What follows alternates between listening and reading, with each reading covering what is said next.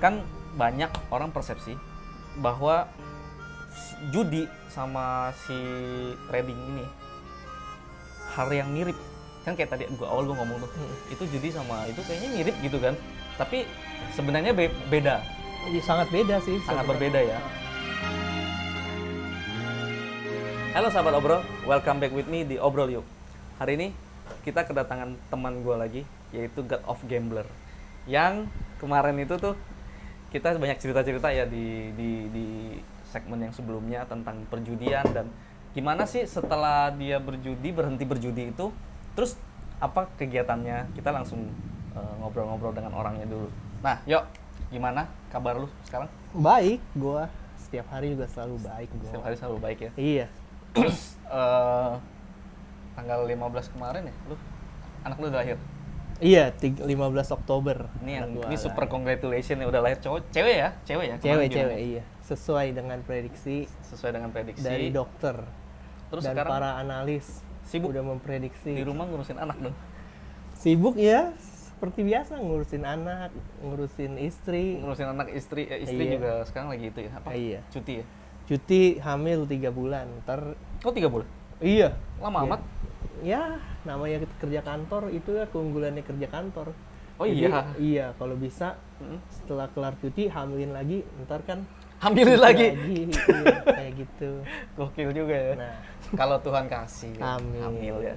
Nah, yuk, kemarin kan kita ngobrol ya soal perjudian. Setelah lu berjudi, lu berhenti berjudi, itu kegiatan lu apa gitu? iya betul. Kenapa tuh? Iya, maksudnya kegiatan lu setelah lu berjudi itu kan ngapain aja gitu sekarang? Kan lu udah lepas dari judi. Judi kan iya, salah iya, satu I see, penghasilan I lu kan see. kemarin kan. Terus lu berhenti judi itu kan udah lama ya? Udah lama. Udah Terus? sekitar 2-3 tahun lah gua. 2-3 tahun. Terus kan sekarang kan berarti udah lepas dari judi, berarti penghasilan utama lu udah berkurang dong. Ya, Yang jadinya kan sekarang kemarin apa? Konveksi ya? iya, Jualan online shop, shop, sama trading gitu. trading ya. Mm. Ini yang mau gue bahas nih ya, soal trading. Kemarin juga gue lihat di apa teman viewers kita ada yang bertanya soal, bukan bertanya sih, maksudnya menyinggung sedikit tentang ilmu trading gitu kan. Nah itu yang mau gue tanyakan adalah trading itu waktu pertama kali lu mulai trading itu tuh lu lebih ke otodidak atau ada yang ngajarin lu atau gimana? Kalau trading ini ya, jujur pertama kali gue kenal trading ini, gue dapet ngelihat dari ini. Kan gue kan orangnya tertarik tuh dengan cara-cara gimana sih ngasihin duit yang nggak harus kerja sama orang, yang pernah gue bahas itu. Oh iya, iya. Nah, gue nyari-nyari, ada banyak. Ada salah satunya MLM. MLM kan multi level marketing, gue juga pernah ikut tuh. Lu pernah terjun di MLM? Pernah ada satu MLM yang lumayan besar lah di Indonesia. Sampai sekarang masih ada? Ada, cuma dia ganti nama gitu. Nah, gue nyari-nyari yang kayak gitu. Nyari-nyari apa sih gitu, kayak sales asuransi gue juga pernah di salah satu. Maksudnya pernah pengen gitu, tapi nggak pernah sampai gelutin ke dalam. Pernah di asuransi? Cuma tertarik gitu, karena kan dia kan menawarkan benefit yang nggak mengikat. Jadi sesuatu yang kalau yang nggak mengikat, biasanya gue akan cari gitu. Gue akan Cari tahu. Iya, cari tahu. Nah, dan sampai akhirnya gue bisa ketemu trading ini ya karena pas itu dia nongol iklan di IG gue, satu influencer saham gitu. Nah, dia ceritain kalau dia tuh dapat berapa lah gitu dari penghasilan dia trading. Nah, gue pikir oh di sini ada opportunity nih, ada kesempatan di mana gue bisa menghasilkan tanpa harus gue keluar rumah lagi-lagi itu kan ya. Lagi-lagi di rumah aja kerja Iya. tapi menghasilkan uang ya. Iya, jadi awalnya kayak gitu. Terus ya gue follow orangnya, terus gue lihat apa bener. Kan setelah gue ngeliat, gue kan nggak langsung percaya dong. Gue pengen tahu bener gak sih bisa ngasihin duit. Nah, gue cari tahu. Ternyata ya memang bener, dan ternyata menurut gue suka sama bidang ini nih, kayaknya cocok gini sama gue. Karena sebelumnya kan lu sempat singgung kalau kurang lebih antara berjudi dengan si trading itu kan kurang lebih hampir sama, ilmunya kurang lebih sama. Ya, sama-sama menganalisa Kan. gitu, iya. Ya. Nah, akhirnya kan lu terjun ke dunia trading. Itu udah berapa tahun lu kerjain? Trading ini gue dari awal 2018 baru sih. Berarti baru, masih cukup baru nih, ya? Jalan 3 tahun ya.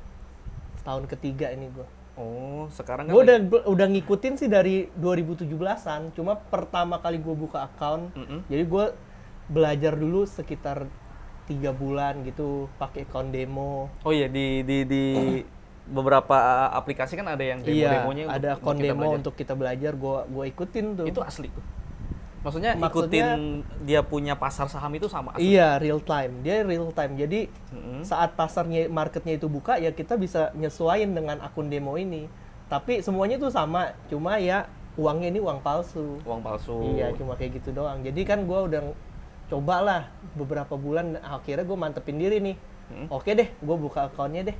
Gue sisihin uang gue coba buka akunnya gitu. Saat itu lu udah benar-benar berhenti. Berarti penghasilan utama lu itu cuman di Online shop? online shop doang. Iya, pada saat itu gue udah fokus di online shop doang. Cuman fokus di online shop dan akhirnya udah belajar tentang apa? Saham. Saham kan yang lu mainin sekarang? Iya bener, Trading trading saham saham. nggak ada. Yang kripto itu kan lu nggak cocok ya. Iya. Akhirnya lu belajar saham dan apa sih ilmu yang bisa lu bagiin sih gitu? Ilmu dasarnya. Ilmu dasar trading saham banyak sih ya. Yang paling dasar tuh kayak contoh, gue mau menganalisis saham A gitu kan, yang lu bisa yang lu pelajarin tuh apa? Karena kan gue sendiri pun nggak gitu paham ya soal saham. Oh, jadi gini, awal mulanya gue coba pas pertama kali gue terjun ke dunia saham itu, kan gue cari tahu nih gimana nih gue harus masuk nih, dikenalin, waktunya dikasih tahu lah kalau caranya tuh harus punya akun sekuritas. Nah, itu aja pas gue baca itu, gue baru pertama kali denger tuh apaan tuh sekuritas. Iya. Sejauh itu gue selama ini gue belum pernah tahu apaan sekuritas. Tapi gue udah sering ngeliat ada tulisan sekuritas. Tapi gue nggak tahu apaan sekuritas. Ternyata sekuritas itu adalah kayak dia tuh wadah di mana tempat lu untuk bisa bertransaksi gitu. Oh, jadi kita nggak bisa asal bikin akun, Ya, kalau lu langsung mau masukin uang gitu ke situ nggak bisa. bisa, justru kalau lu mau bisa bertransaksi saham di Indonesia, lu mesti ada akun sekuritas Akun itu. sekuritas Iya, dulu. itu banyak sih dari beberapa perusahaan terkenal juga banyak, bank-bank besar juga ada sekuritas itu. Nah, saham. Nah, lu inget gak waktu itu saham pertama yang lu coba mainin itu tuh di saham apa gitu? Ingat gue setelah gue deposit kan pertama kali itu, kalau yang gue pakai kan setelah gue deposit pertama kali gue beli itu, karena kan gue udah menganalisa ya sebelumnya 2-3 bulan sebelumnya gue udah menganalisa dan gue lihat oh trading tuh kayak gini, jadi gue tinggal beli, dia naik nih, gue tinggal jual. Saham pertama kali gue beli tuh ini LPKR, itu kode saham dari Lippo Karawaci. Lippo Karawaci. Iya, pada saat itu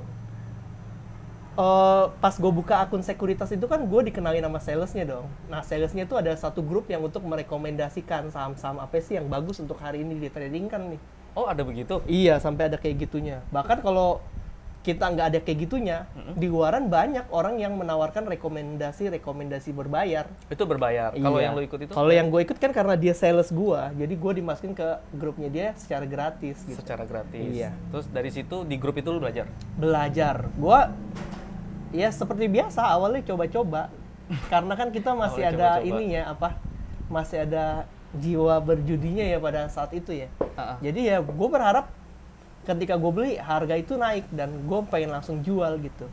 Nah, pas gue beli saham Lippo Karawaci itu, pas gue beli kalau nggak salah harganya masih 500-an.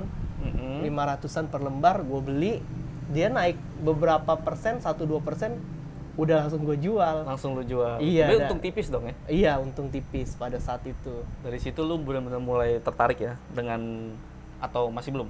Udah, gue pada saat itu pun hari pertama gue mutusin beli, gue udah tahu hari pertama itu kecanduan gue udah ganti nih. Kecanduan lu jadi Iya. jadi saham, tapi Gua udah ganti. saham juga bukan nggak negatif kan? Nggak negatif, cuma maksudnya gue jadi tahu kalau gue tuh harus meluangkan lebih banyak waktu untuk mempelajari ini, karena kan ini sesuatu yang baru nih. Setelah lu yang beli itu, waktu yang apa Lippo Karawaci punya, lu sempat ini nggak belajar lagi untuk menganalisa pasar-pasar saham? Oh, Jadi sebelum lu terjun untuk membeli yang lebih wah lagi, itu ada yang gitu nggak? Berapa bulan kan lu belajar? nah gue setelah gue memutuskan pembelian pertama itu dan hasilnya untung, Nah, gue tuh seorang yang menganggap diri gue tuh pinter. Oh iya. Jadi gue ngerasa, ini pembelian pertama gue udah untung, jadi gue nggak perlu lagi belajar. Karena ternyata caranya cuma kayak gini, gue beli harga naik, dan kita untung. Gue pikir kayak gitu. Pikirnya kayak begitu. Iya, gue pikir selalu kayak gitu. Nah, ya Ternyata udah. nggak seperti itu. Iya, di pembelian kedua, gue nggak tahu ya, gue lupa. Tapi pembelian pertama gue inget tuh kan, yang LPKR itu, yang Lipo Karawaci. Pembelian kedua, ketiga, dan seterusnya itu gue nggak terlalu inget apakah gue beli untung, apa rugi gitu. Tapi yang gue tahu, jalan sebulan kemudian, overall gue malah jadi rugi. Jadi rugi. Iya, dari yang transaksi awalnya itu gue untung. Gue jadi rugi, dan gue jadi rugi itu yang malah memotivasi gue untuk terus belajar. Tapi belajarnya nggak langsung sama orang yang bener. Belajarnya dari YouTube. Oh, dari YouTube. Iya, dari lihat-lihat influencer ngomong. Padahal kayak gitu ya salah sih sebenarnya. Kita kalau ngikutin influencer ngomong ya dia akan selalu share hal-hal yang bagus aja gitu. Yang menguntungkan dia. Iya, yang kelihatannya tuh menggiurkan. Nggak mungkin lah dia nangis-nangis di kamar belakang, terus dia kasih lihat kan.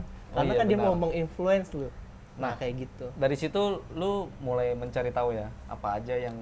Maksudnya langkah pertama yang harus dilakuin biar teman-teman di rumah, teman-teman viewers bisa tahu bahwa kalau orang belajar saham, itu kan bukan kayak yang penting kita beli, terus belinya pas lagi turun, jual pas naik gitu. Maksudnya ada nggak sih ilmu yang bisa lu share gitu? Nah, setelah gue udah mulai mempelajari dari YouTube, mempelajari dari luar lah yang nggak dari influencer lagi, gue mulai mengetahui nih bahwa di dunia saham ini ada yang harus dianalisis. Kita bukan cuma menganalisis dia akan naik atau akan turun, nggak cuma kayak gitu. Ternyata ada beberapa hal komponen yang harus lu kuasai. Jadi kalau memang untuk pemula yang pengen coba terjun di dunia saham ini, ya pemula itu harus cari tahu dulu sebenarnya dia investor apa trader.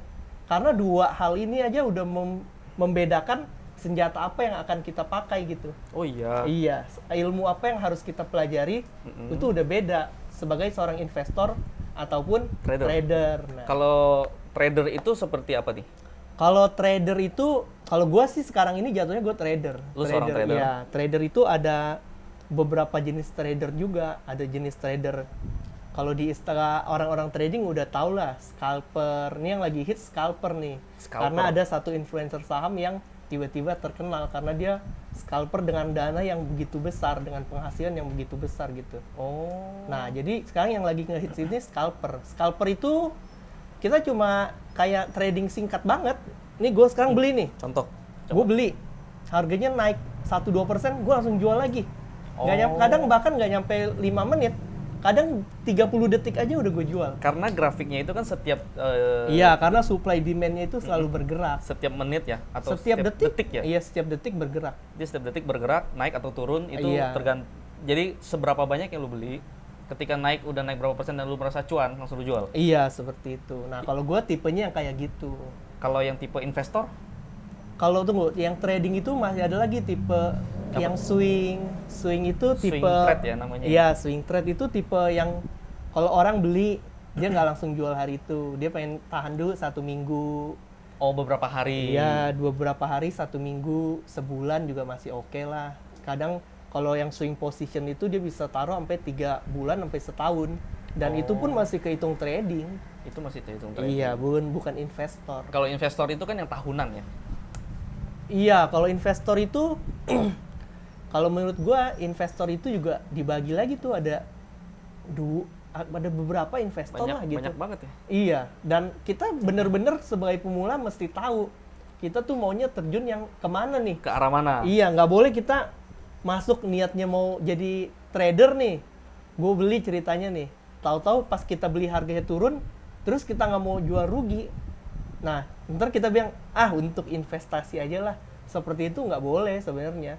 Kalau trading? Iya, kalau lu memang niatnya mau trading, lu nggak boleh kayak gitu. Kalau rugi ya lu harus jual rugi gitu, nggak boleh lu tahan-tahan. Berarti itu harus ada satu goals yang, contoh kita turun sampai berapa persen, udah harus dijual gitu. Kalau sebagai trader kayak gitu. Kalau investor nggak kayak gitu. Kalau investor selama lu yakin perusahaannya masih oke, fundamentalnya bagus, nggak ada perubahan laporan keuangan dan nggak ada perubahan manajemen gitu, semuanya masih oke-oke aja, dipimpin dengan orang, perusahaannya dipimpin sama manajemen yang oke nih, ya selama itu juga lu masih akan hold sih Masih akan- saham itu. oh. Kalau lu bahkan ketika harganya turun pun lu harusnya tetap akan beli terus, karena lu yakin dengan perusahaannya nih, karena sebagai sebuah orang investor itu yang lu beli, yang lu cari itu bukan kenaikan pada hari itu juga. Yang lu beli itu adalah value dari perusahaan itu sendiri.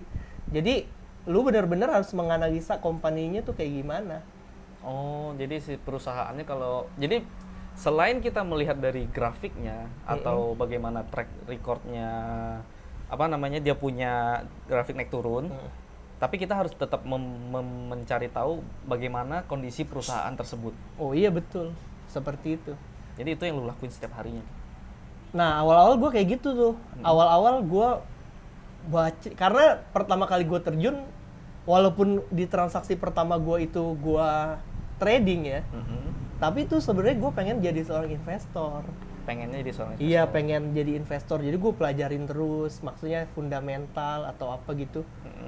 Tapi ternyata keinginan itu sama karakteristik gue nggak cocok. Gue ini kan tipe orang yang serakah. Gue pengennya tuh hari ini beli, besok naik gue langsung jual gitu. Atau jam itu naik juga lu Iya, langsung jual jam gitu. itu naik aja gue langsung jual. Berarti Jadi lu masih jiwa gambling lu masih ini. iya, gue jadi nggak cocok kalau gue harus ditunggu sebulan, 2 bulan gitu, nggak Kalau cocok. kayak begitu lu berarti harus pantengin terus. Nah iya itu, kalau seorang trader itu ya gue masih ada waktu untuk menganalisa semuanya sih. Bahkan kalau seorang scalper yang kayak gue bilang ini, kayak tipe gue ini, gue harus standby di layar dari market open sampai market close. Jam opennya berapa? Kalau di bursa kita di Indonesia ini, di BEI, jam opennya itu jam 9. Sampai kalau sebelum pandemi kita open sampai jam 4 sore. Jadi sebelum pandemi? Iya, dari jam 9. Kalau Senin sampai Kamis dari jam 9 sampai jam 12. Kalau itu sebelum pandemi ya. Oke. Nah, kalau Jumatnya itu dari jam 9 sampai jam 11.30. Oh. Karena kan saudara kita yang muslim kan ini akan Ada salat Jumatan. Nah, iya, jadi dia close-nya lebih cepat. Nah, setelah pandemi ini, bursa itu kasih aturan baru. Dia close-nya cuma di jam 3 sore Jam udah 3 close. sore udah Iya. close. Terus yang di paruh pertama dia close-nya sampai setengah 12 doang, nggak nyampe jam 12 lagi. Open-nya lagi itu jam jam 1.30 dia open market sesi kedua. Setengah 2 ya? Iya. Jam 1. Terus yang mau gue tanya nih, Yo. Kalau saham, contoh kita udah jam 3 sore nih. Jam 3 sore terus gue mau beli nih, ada satu perusahaan yang kayaknya gue lagi gue incer gitu. Contoh perusahaan A gitu kan, terus dia lagi turun. Mau gue beli kan nggak bisa. Bisa nggak sih kita istilahnya ngebid dulu ya? Bisa. Kita beli dulu. Kita bisa, jam waktu buka, marketnya close itu kita bisa tetap ngebid, tapi nggak langsung dieksekusi pada jam lu ngebid itu. Iya. Dia akan eksekusi pas market open jam 9 jam pagi. 9 pagi buka itu bisa. Jadi kalau lu kalau udah itu pasti dapat tuh. Semua bid itu kan tergantung antriannya kita ya. Kalau harga dia lagi di 900 nih ceritanya nih ya. Terus lu mau ngebid di 870, ya lu harus antri. Kalau harganya memang ke 870 baru lu dapat. Kalau harganya nggak ke 870, ya antrian lu nggak dapat. Kalau harganya match ya, Iya, itu dapat. selama harganya match baru lu dapat barangnya itu. Terus sekarang penghasilan yang lumayan itu udah salah satunya dari trading ini buat lu. Iya, salah satunya sih trading sama ya sama lah sebenarnya kurang lebih. Sama lu judi? Kalau sama judi sih jauh lebih better trading ini sih. Jauh lebih apa ya? Lebih maksudnya bukan lebih dalam maksud penghasilannya ya, tapi lebih kenyamanannya juga. Hati lu juga lebih tenang ya? Iya, lebih tenang, nggak gerasa gerusu lagi. Nggak takut ketahuan istri. Iya, betul. Oke. Kan banyak orang persepsi bahwa judi sama si trading ini hal yang mirip. Kan kayak tadi awal gua ngomong tuh. Itu judi sama itu kayaknya mirip gitu kan. Tapi sebenarnya beda. Sangat beda sih. Sangat sebenarnya. berbeda ya. Nah, ada nggak sih kayak poin-poin yang bisa lu berikan untuk orang-orang nih, contoh dia pengen berjudi, mau berhenti berjudi, terus pengen beralih ke apa namanya trading, ada nggak gitu poin-poinnya? Kalau gue lihat ini nggak cuma untuk orang yang pengen berhenti berjudi dan pindah ke trading aja ya. Lebih ke masyarakat luasnya pun bisa. Kalau orang yang pengen coba untuk masuk trading ini, yang menganggap trading ini tuh masih kayak judi. Kayak judi. Nah sebenarnya itu enggak. Ini sangat, bahkan gue bisa bayangin gimana sih setiap awal tahun Jokowi itu, akhir tahun dan awal tahun ya, presiden kita itu membuka dan menutup bursa itu. Mana mungkin sih perjudian itu diresmiin, dibuka sama ditutup oleh presiden, kan hal yang nggak mungkin ya.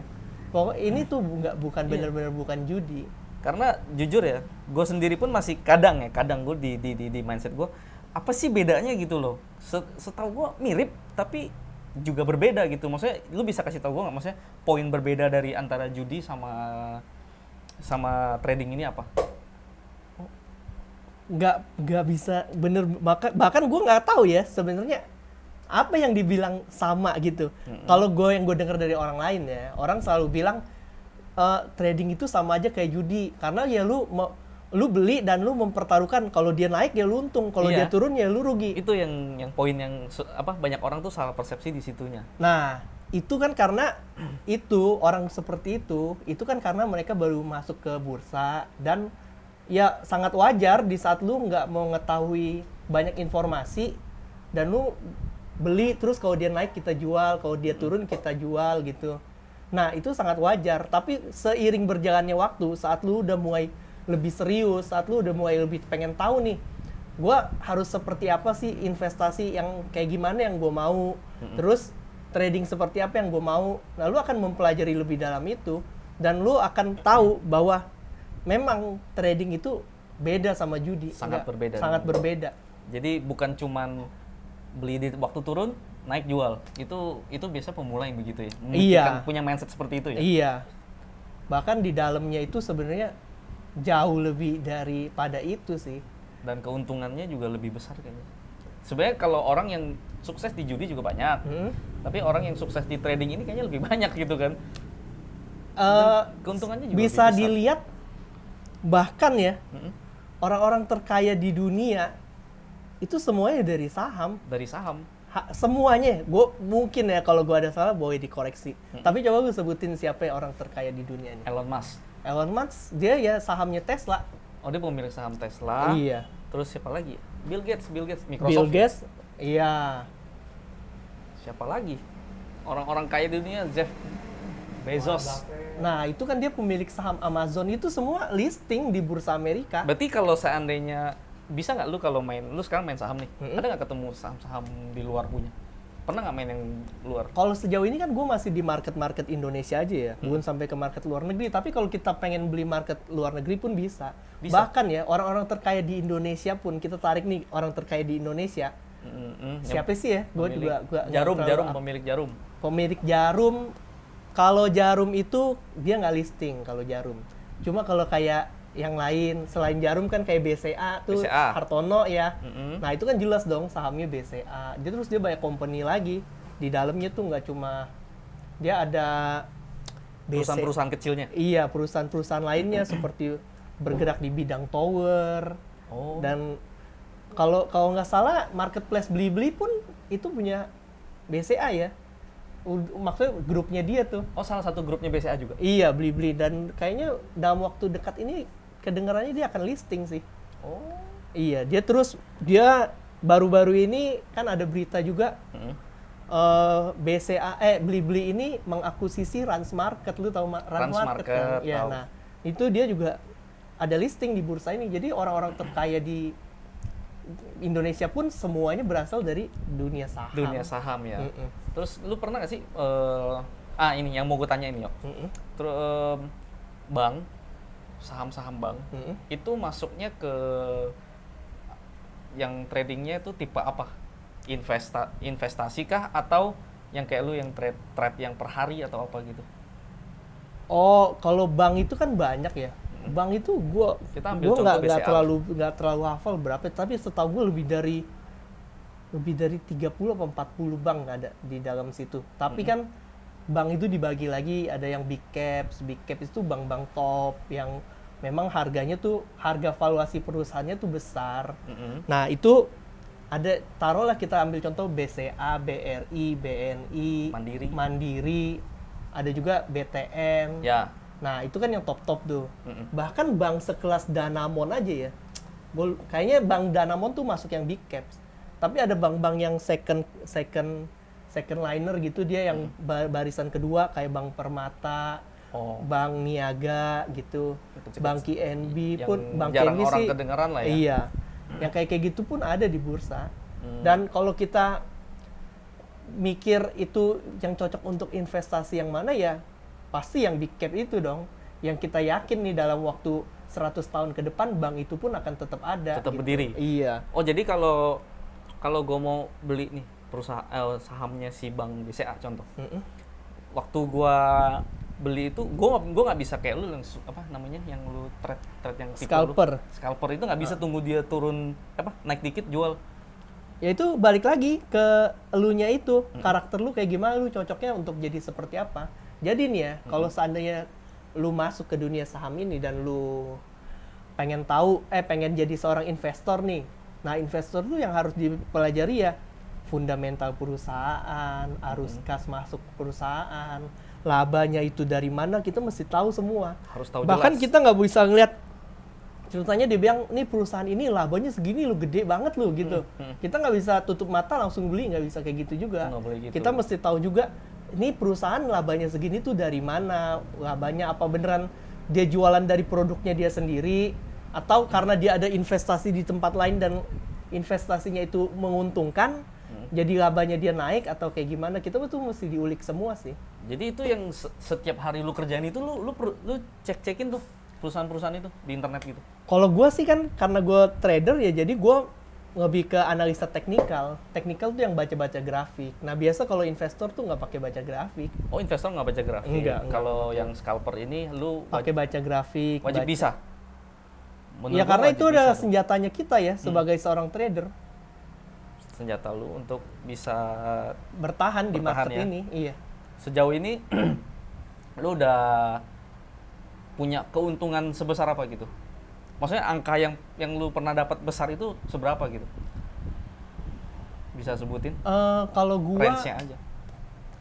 Lebih ke persenan kali ya. Kita persenan. Iya, jangan ngomongin jumlahnya lah. Kita angka, ngomongin tentang persenannya aja, itu gua pernah, kalau untuk sekarang ini untuk 5 bulan terakhir lah gitu, apa gue tarik 1 tahun terakhir lah, gue sih nggak pernah untung lebih dari 10%, karena kan gue mainnya 5%-nya udah gue jual gitu. Oh, 5% nah, udah jual. Tapi sebelumnya itu pas gue masih mempelajari tentang fundamental itu, yang investasi itu, gue pernah untung hampir 80-90% dah. Dan itu pun pada saat gue mau jual, sebenarnya gue tahu harganya masih akan naik. Yeah. Tapi karena gue udah pegang udah terlalu lama dan gue udah nggak tahan nih ngeliat keuntungannya, jadi ya gue jual aja. Dan setelah gue jual 3-4 bulan kemudian, kalau seandainya gue masih tahan, itu saham naik sampai 200% ternyata. Waktu itu berapa persen? Baru 80 apa 90. Karena gue terlalu cepat ngejualnya gitu, jadi harganya tuh terlalu cepat gue jual lah gitu. Jiwa lu membara ya, gara-gara lu pengen iya. Nggak tahan lah lihat keuntungannya yang cukup besar, takut turun tiba-tiba ya. Berarti kalau seandainya untuk menjadi seorang trader, kita harus punya hati yang sabar ya. Iya nggak? Oh iya, itu salah satu dari bagian dari ilmu trading itu ada juga.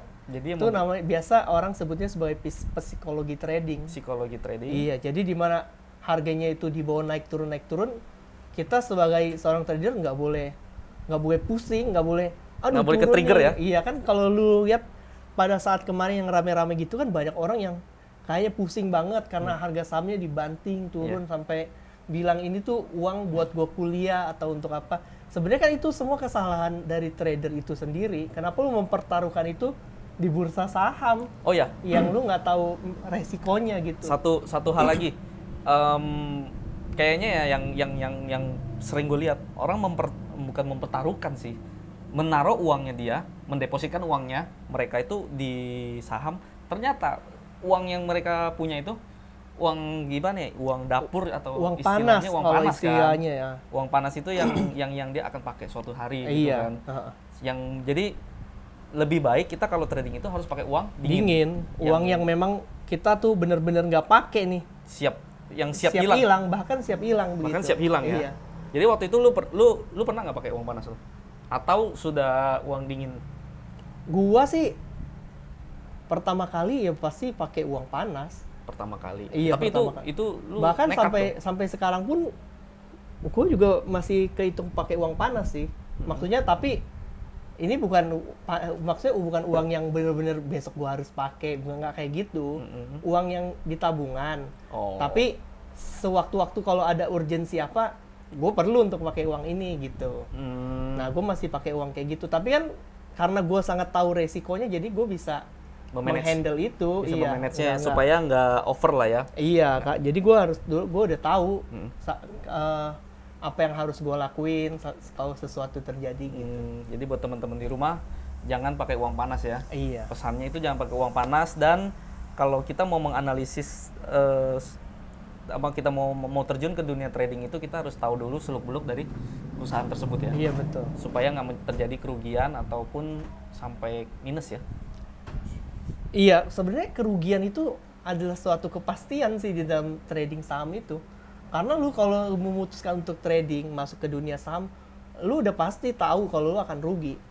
Nah, jadi yang harus kita jaga itu ya meminimalisir kerugiannya itu. Jangan sampai kerugian itu makan semua modal kita nih. Iya. Nah, kayak gitu sih sebenarnya. Sama mental juga harus kuat ya. Mental seiring berjalannya waktu, ntar banyak sih pelajaran yang di-share biasa. Kalau gue lihat ya tentang money management, gimana lu mengelola uang lu. Jadi lu nggak sekali beli langsung semuanya nih. Lu pegang seandainya 10 juta, lu nggak langsung beli semuanya 10 juta. Tapi lu bisa bagi beli 2 juta. Ntar saat harganya turun, lu beli lagi 2 juta. Kayak gitu. Banyak sih ilmu-ilmunya. Nah, yuk, lu pernah nggak denger robot trading? Pernah, baru-baru ini lagi hits nih. Kan kemarin kan sempat ada di berita tuh. Iya, lagi scam nih. Iya, yang Suton apa kalau nggak salah. Iya. Pernah kedapat orang tawarin gitu? Sering, gue tuh udah dari tahun lalu gue kalau ngelihat temen gue kan banyak ya yang maksudnya ikut robot-robot gitu. Di tahun lalu itu sebelum yang baru-baru ini ada GCG. GCG pernah dengar? Ya, GCG Asia tuh. Itu gua ada temen gue juga rugi ratusan juta. Nah, gue bahkan gue dikasih lihat kayak gini nih. Kan dia orang kan tahu gue trader ya, trading gitu. Dia bilang, lu untung berapa ya segini? Terus dikasih lihat, nih keuntungannya tuh punya dia. Gue ngeliat, buset dah, seminggu udah untung 30%, 40%. Enak banget ya? Iya, gue pikir, kenapa gue nggak coba ya? Gue selalu mikirin tuh di rumah, setiap hari gue pikirin, gue pengen coba. Tapi ya gue tahan, dan akhirnya terbukti hasilnya itu scam, hilang, kabur. Si GCG ya? GCG Asia itu. Si GCG itu kan sekarang udah tutup kan? Gue kurang tahu deh, karena gue nggak pernah ikutin sih. Seingat gue tutup, terus memang banyak teman-teman gue juga yang mengalami kerugian dari situ juga. Terus berarti lebih baik kita main sendiri? Ya, kalau trading itu ya kan kita mengelola resiko kita sendiri ya. Kita nggak bisa ngikutin orang lain, nggak bisa dengerin kata influencer. Karena influencer pun ya dia nggak bakal ngasih lu makan siang gratis, istilahnya tuh. Nggak bakal dia kasih lu rejeki gitu. Ngapain sih dia mau bagi rejeki ke lu? Kalau dia bisa makan sendiri, pasti dia makan sendiri, nggak mungkin dibagi ke lu. Betul. Berarti kembali lagi semuanya itu harus kerjakan sendiri sama pelajarin ya, terus belajar ya. Lu sampai sekarang pun masih belajar kan? Masih, sampai sekarang masih belajar. Tapi gue nggak bilang robot trading itu salah ya. Robot trading tuh ada yang ini juga kok, setahu gue ada yang konsisten profit, dan ada nggak sih yang legal? Setahu gue sampai dengan saat ini robot trading belum ada yang legal. Semua masih ilegal. Semua masih ilegal sama. Tapi kalau salah mohon dikoreksi. Iya, karena gue juga kurang gitu paham sih. Karena kalau robot trading ini biasa dia nggak main di saham, Will. Dia forex. Iya, dia tradingnya di forex, gold. Nah, belakangan ini ada yang trading di kripto gitu. Oh, kripto juga. Nah, itu dunia-dunia yang gue nggak paham sih sebenarnya. Iya. Kalau kripto udah nggak main lah ya. Ada nggak kemungkinan lu pengen coba main lagi? Ya, suatu saat kalau memang ternyata trennya pada masuk ke situ dan memang menjanjikan, Mm-mm. mungkin gue akan mempelajarinya lagi. Mungkin soalnya kan kemarin gue inget ya, kemarin waktu gue sempat main kripto, Bitcoin itu di angka 500 juta. 500 juta, Sekarang udah balik ke 800. 800 juta. Iya. Iya, gue udah lihat. Gue kayak sayang banget ya gue, tapi yang namanya kita pemain itu kita nggak bisa ini kayak resiko-resiko seperti ini gitu kan. Iya. Di trading saham pun juga sama kan. Kita jual di saat itu takutnya dia turun, ternyata dia malah melambung naik ya. Iya, betul. Oke. Ada lagi nggak pelajaran atau tips-tips untuk para pemula, teman-teman di rumah? Jadi kalau menurut gue sih ya, kalau pemula baru mau coba masuk ke dunia saham, ya lu mesti mencari tahu dulu, terus lu mempelajari. Lu kan bisa trading dengan akun demo, nggak mesti lu pakai uang lu langsung gitu. Tapi seandainya kita udah pengen pakai uang kita yang asli nih, Harus uang mantap real. dulu ya kita ya. Nah, kita juga belajar dari uang kecil. Nggak boleh langsung semua tabungan kita masukin semua. Nggak boleh sampai kita pakai pinjol. Karena ada juga cerita-cerita di mana orang pakai pinjol untuk trading di saham karena dia terlalu percaya diri, dia akan bisa mampu mendapatkan profit sebesar itu. Ternyata malah iya. Minus ya. Iya, kayak gitu. Akhirnya malah dikejar-kejar kan sama pinjol. Nah, jadi setelah itu ya, setelah lu udah tahu resikonya, lu udah tahu apa yang terjadi sih di dunia saham itu, ya gue boleh menambah sedikit demi sedikit gitu. Sampai lu benar-benar mantap lah, sampai lu benar-benar menguasai kayak fundamentalnya. Kalau lu sebagai trader, lu menguasai technical analisisnya, psikologi tradingnya, money managementnya, semua harus lu pelajari sih.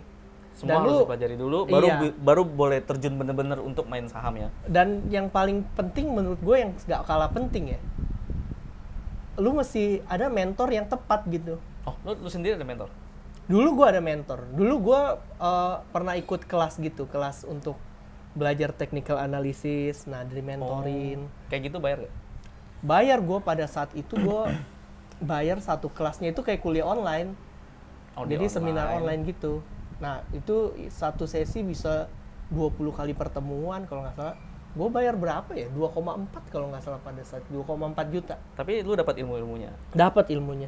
Ilmunya bagus juga ya? Iya, ilmunya bagus dan yang ngajarinnya pun mentornya oke lah, nggak bener gitu. Nggak yang asal-asalan? Iya, nggak yang asal-asalan.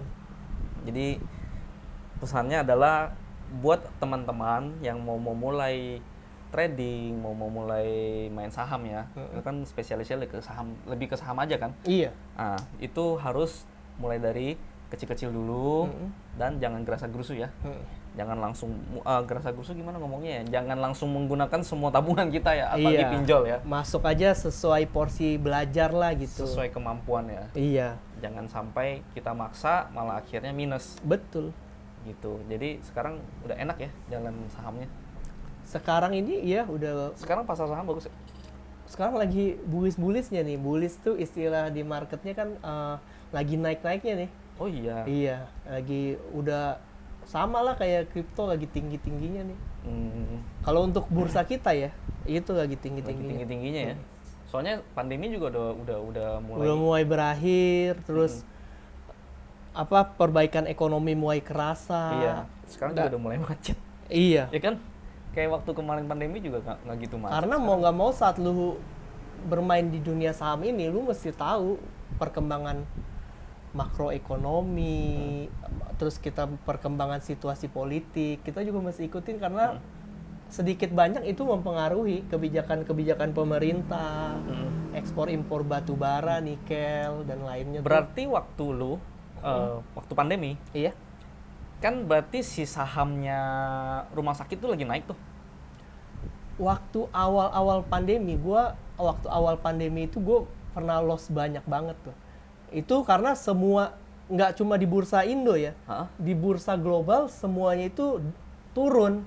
Semua turun. Turunnya tuh bener-bener turun yang nggak bisa dikontrol lagi. Bener-bener terjun bebas. Iya, terjun bebas. Akhirnya gue rugi banyak tuh pada saat itu. Tapi kan kalau lu tahan dikit, dia kan naik. Habis itu kan naik kan?